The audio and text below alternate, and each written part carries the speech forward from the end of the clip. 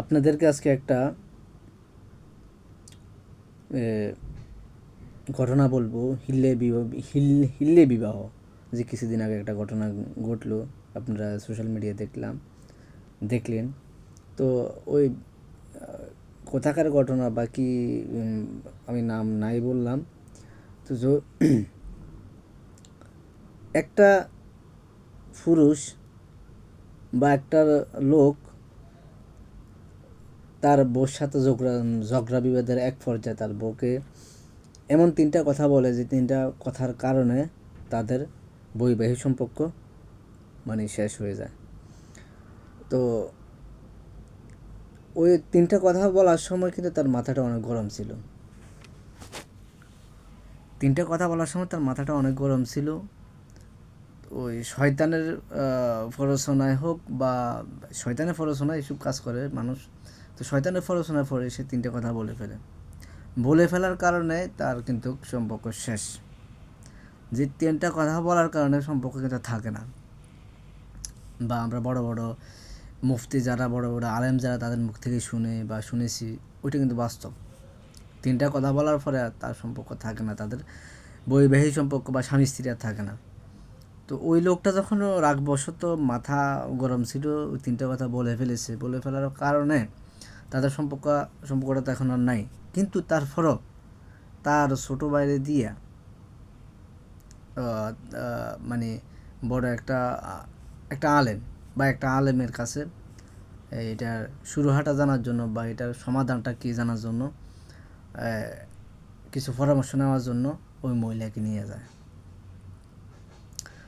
তো তার ভাই কিন্তু আসলে যার কাছে গেছে, যে মাওলানার কাছে গেছে বা যে ইমামের কাছে গেছে, ও আসলে কি বলবো, জগৎ বিখ্যাত বাটপার বা জগৎ বিখ্যাত সিটার। তো কেন বললাম জগৎ বিখ্যাত সিটার? তো শুরুতে আমি বলেছি যে হিল্লে বিবাহ জায়েজ নেই ইসলামের শরিয়া অনুযায়ী। তো ও শুরু দিয়েছে কি, যে এখন যে তিনটা কথা বলার কারণে তাদের এখন সম্পর্ক আর নাই, তাকে আর স্বামীর ঘরে ফিরে যাওয়ার কোনো সুযোগ নাই। এটা ঠিক আছে, সুযোগ আর নাই। কিন্তু সে একটা বাটপারে যে একটা রাস্তাটা নিল, যে একটা বড় একটা, সে বরাবর একটা বাটপার, কথা আসতেছে আমি সামনে, কেন জগৎ বিখ্যাত বাটপার আমি কথা সামনে আসতেছি। তো সে বলল কি, হিল্লে বিবাহের মাধ্যমে ওই মহিলা তার স্বামীর সংসার করতে পারবে। তো হিল্লি বিবাহ কি? হিল্লি বিবাহ হলো যে ওই মহিলাকে কারোর সাথে বিবাহ দিতে হবে। বিবাহ দেওয়ার পরে ওই লোকই আবার তাকে তিনটা কথার মাধ্যমে তাকে তার বিবাহ বন্ধন বিবাহ থেকে মুক্ত হবে বা বন্ধন ছিন্ন হবে। তারপরে আবার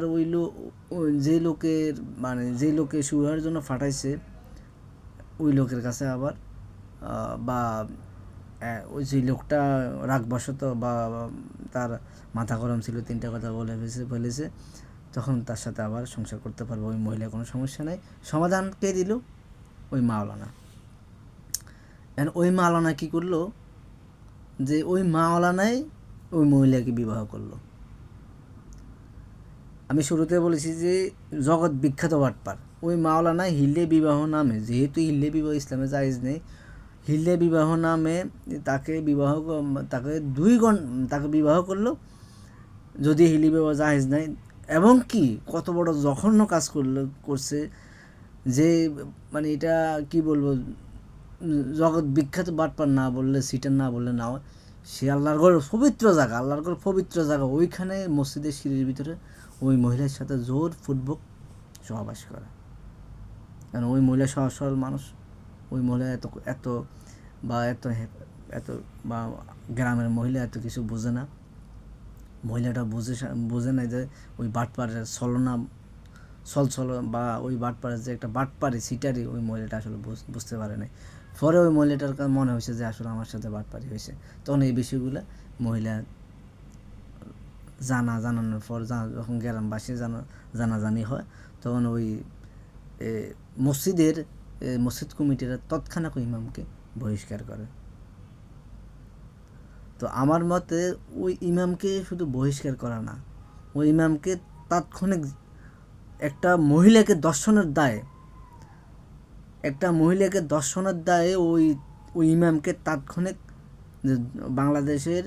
বাংলাদেশের আইন অনুযায়ী দর্শনের যে শাস্তিটা আছে বাংলাদেশের যে সংবিধানে দর্শন করার পরে যে শাস্তিটা হয়, ওই শাস্তিটা ওই ইমামকে দেওয়ার দরকার, যেন ভবিষ্যতে এরকম সিটার বাটপার ইমাম, সরি আমি ইমাম বলতেছি, সব ইমাম খারাপ না, সব মাওলানারা খারাপ না, যেন এরকম ভবিষ্যতে এরকম খারাপ কিছু লোক বা খারাপ কিছু হাতে গোনা দুই একটা খারাপ মানুষ আছে যারা মাওলানা বেশে থাকে বা ইমাম বেশে থাকে, তারা যেন ভবিষ্যতে এরকম নিকৃষ্ট কাজ না করতে পারে। এই কাজটা আমি মনে করি যে এই কাজটা এর যদি দৃষ্টান্তমূলক একটা শাস্তি হয়, তাহলে অন্তত এসব বিষয় থেকে মানুষ বেঁচে যাবে। এসব হিল্লি বিবাহ নামক এই হিল্লি বিবাহ তো জায়েজ নাই, কিন্তু হিল্লি বিবাহর নামে ওই মহিলাটাকে ওই লোকটা জোরপূর্বক দর্শন করছে। এখন দর্শনের শাস্তি কি? সংবিধান অনুযায়ী যে শাস্তি হওয়ার দরকার, তাকে ওই শাস্তি দেওয়ার দরকার। আজ এই পর্যন্ত, সবাই ভালো থাকবেন। আর শেষ একটা কথা বলি যে আপনারা স্বামী স্ত্রী ঝগড়া বিবাদ হবেই, ঝগড়া বিবাদ থাকবেই। ঝগড়া বিবাদ সময় রাগবশত আপনারা উল্টাপাল্টা কিছু বলবেন না, শয়তান আপনাদেরকে বলানোর চেষ্টা করবে। ঝগড়া বেশি হলে একজন হয়তো চলে যাবেন, বা তখন বা মাথা বেশি গরম হয়ে গেলে তখন আল্লাহর কাছে আশ্রয় প্রার্থনা করবেন, দেখবেন ঝগড়া এখানে শেষ। আপনার মাথা যখন বেশি গরম হবে কোনো কারণবশত আল্লাহর আশ্রয় প্রার্থনা করবেন, দেখবেন অটোমেটিক আল্লাহ আপনাদেরকে হেফাজত করবে। অন্তত শয়তানের পড়াশোনা পড়ে এরকম বিপদ, এত বড় একটা মহাবিপদ আপনাদের উপরে আসবে না। আজ এই মহিলাটার এই পুরুষটা রাগবশত 3টা কথা কিন্তু বলে ফেলেছে। ওই 3টা কথার কারণে কিন্তু তাদের সম্পর্ক সারা জীবনের জন্য বিচ্ছিন্ন হয়ে গেল। আর কোনোভাবে তাদের সম্পর্ক হয়তো জোড়া লাগানোর সুযোগ নাই।